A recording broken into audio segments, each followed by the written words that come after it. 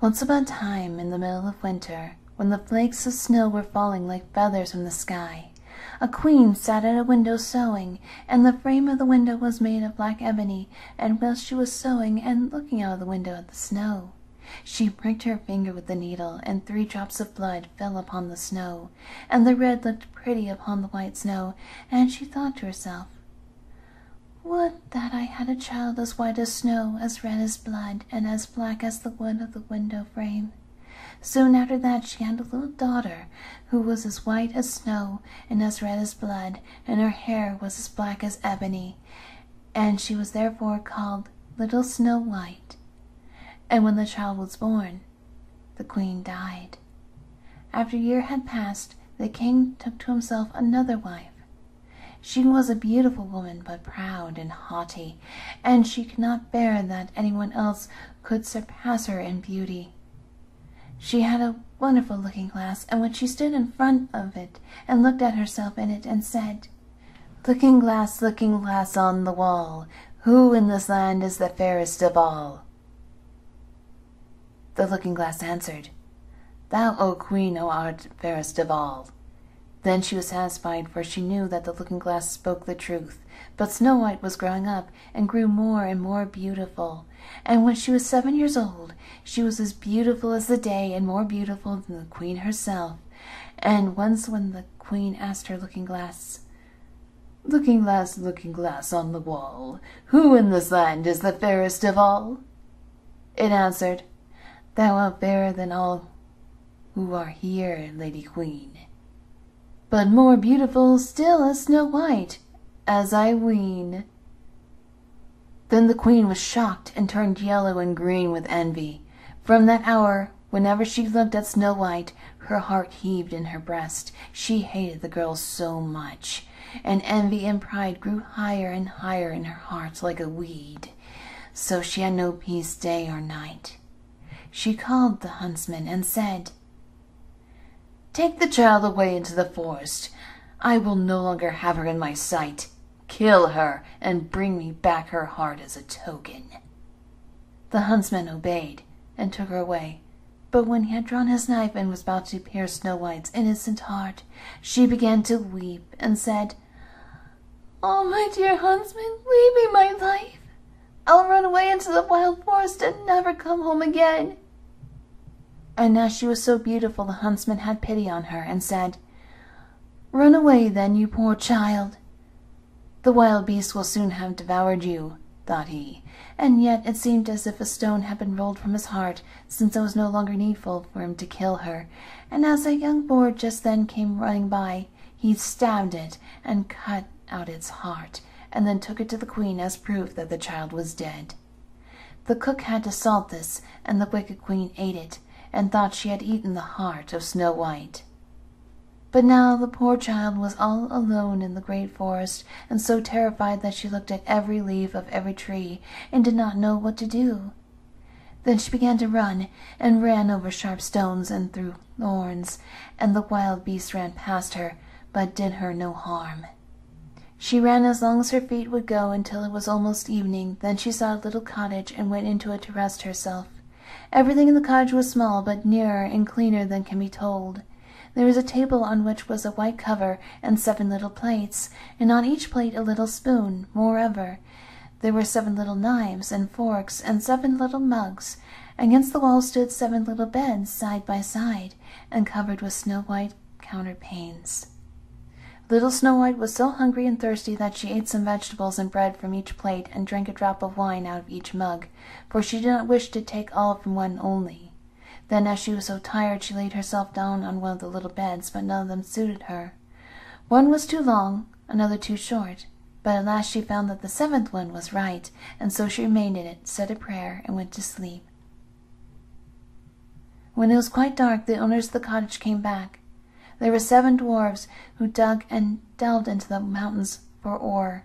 They lit their 7 candles, and it was now light within the cottage. They saw that someone had been there, for everything was now in the same order in which they had left it. The first said, "Who has been sitting on my chair?" The second, "Who's been eating off my plate?" The third, "Who's been taking some of my bread?" The fourth, "Who's been eating my vegetables?" The fifth, "Who's been using my fork?"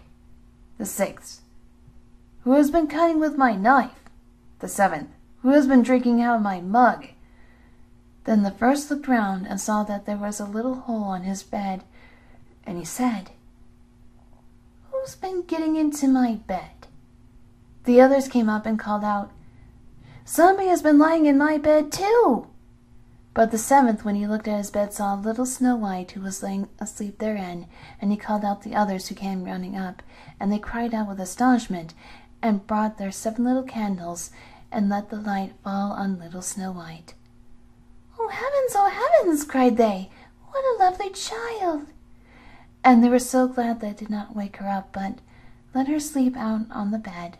And the 7th dwarf slept with his companions 1 hour with each, and so got through the night. When it was morning, little Snow White awoke, and was frightened when she saw the 7 dwarfs. But they were friendly, and asked her what her name was. "My name is Snow White," she answered. "How have you come to our house?" said the dwarfs. Then she told them that her stepmother had wished to have her killed, but the huntsman had spared her life, and that she had run for the whole day, until at last she had found their dwelling. The dwarfs said, "If you will take care of our house, cook, make the beds, wash, sew, and knit, and if you will keep everything neat and clean, you can stay with us, and you shall want for nothing." "Yes," said Snow White, "with all my heart." And she stayed with them. She kept the house in order for them in the mornings. They went to the mountains and looked for copper and gold. In the evenings they came back, and then their supper had to be ready. The girl was alone the whole day, so the good dwarfs warned her and said, "Beware of your stepmother. She will soon know that you are here. Be sure to let no one come in." But the queen, believing that she had eaten Snow White's heart, could not but think that she was again the first and most beautiful of all, and she went to her looking-glass and said, looking glass on the wall, who in this land is the fairest of all?" And the glass answered, "O Queen, thou art fairest of all, I see, but over the hills where the 7 dwarfs dwell, Snow White is still alive and well, and none is so fair as she."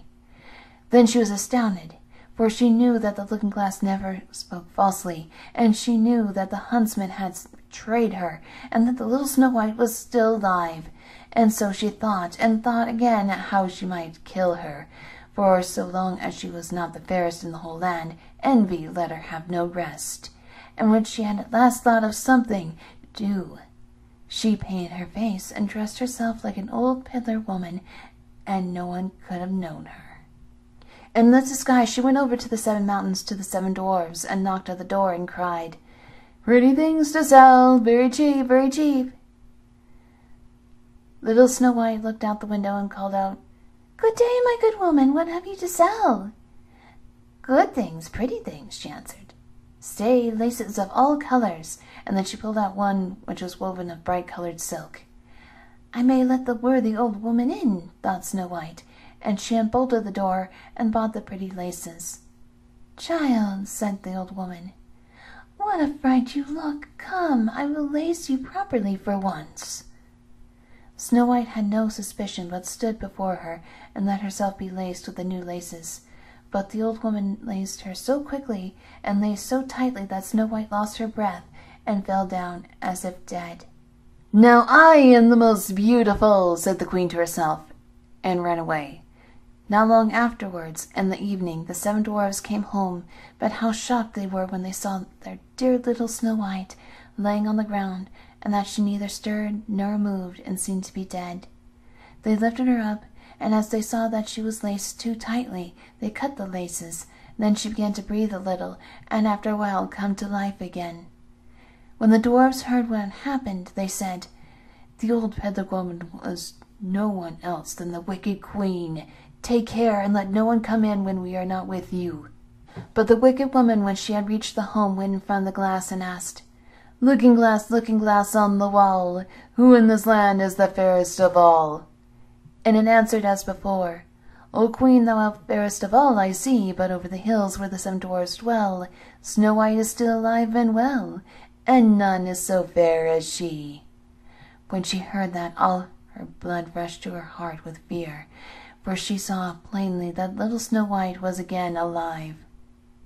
"But now," she said, "I'll think of something that shall put an end to you." And by the help of witchcraft, which she understood, she made a poisonous comb.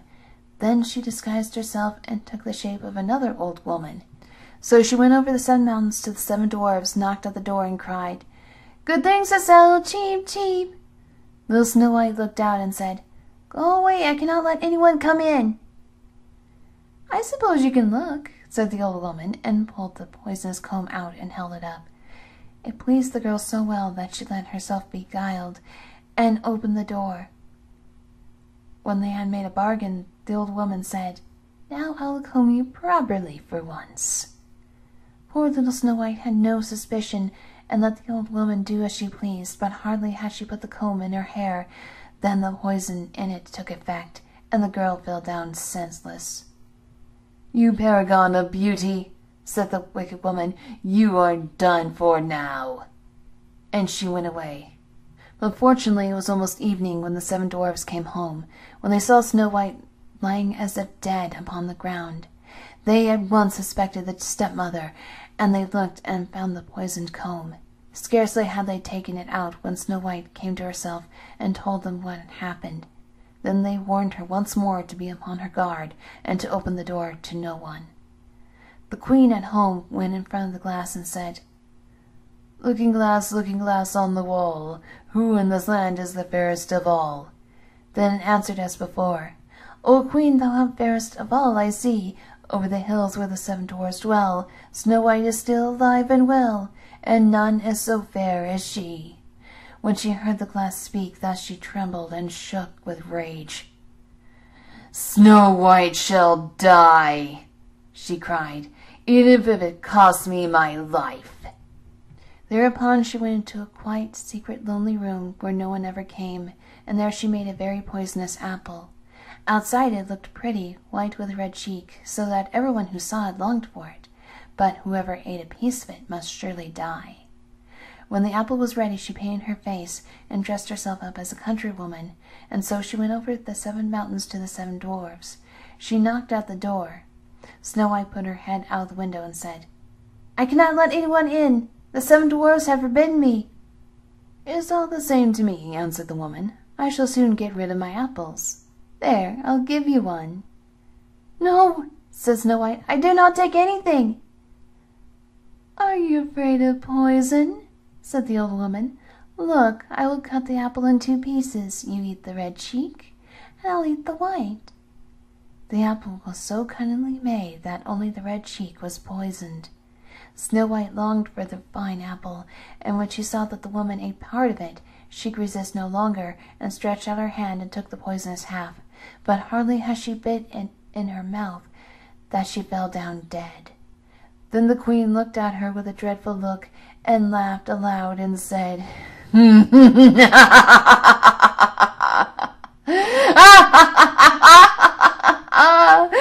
"White as snow, red as blood, black as ebony. Oh, the time the dwarfs cannot wake you up again."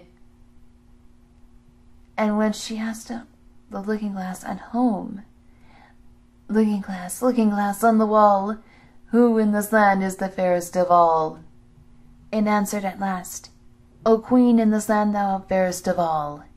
Then her envious heart had no rest, so far as an envious heart can have rest. The dwarfs, when they came home in the evening, found Snow White lying upon the ground. She breathed no longer and was dead. They lifted her up, looked to see whether they could find anything poisonous, unlaced her, combed her hair, washed her with water and wine, but it was all no use. The poor child was dead, and remained dead. They laid her upon a bier, and all 7 of them sat around it and wept for her, and wept 3 days long.